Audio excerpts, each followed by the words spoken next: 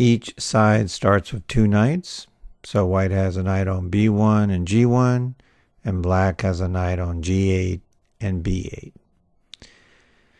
Knights move in a very strange pattern, kind of like 2 in one direction and then 1 in the other, or 2 this way and 1 that way. I mean, there's a number of ways you can think about this.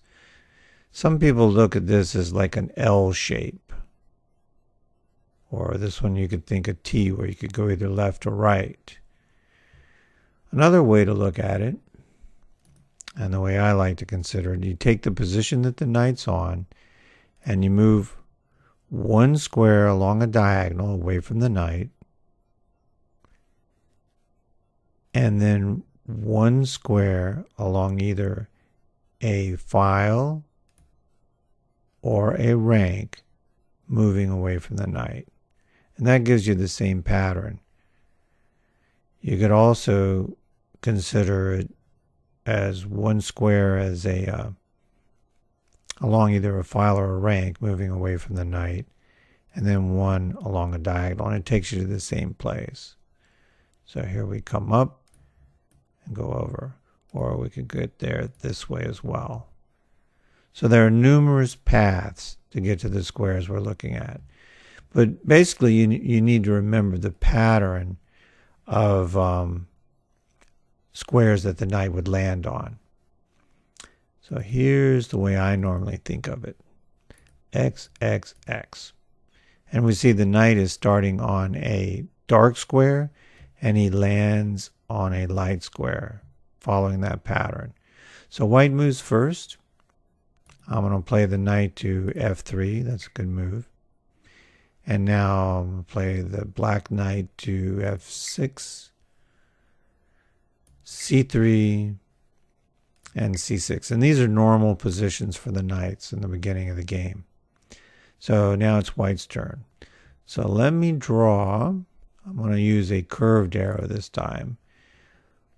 All the locations that this white knight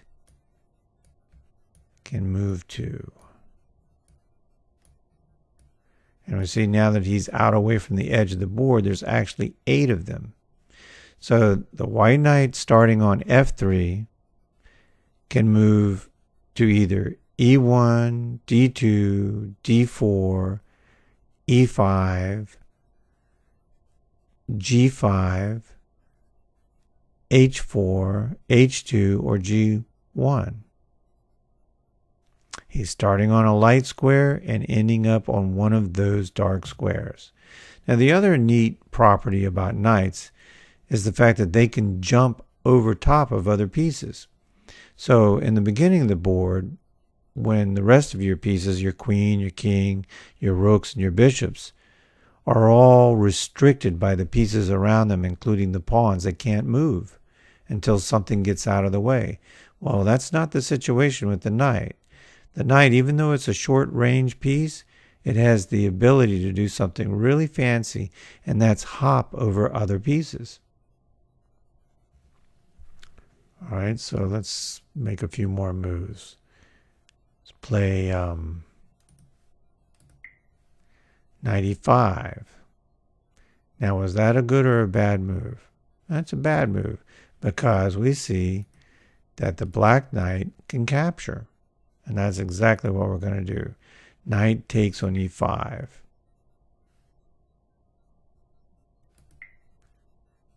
Knight d5.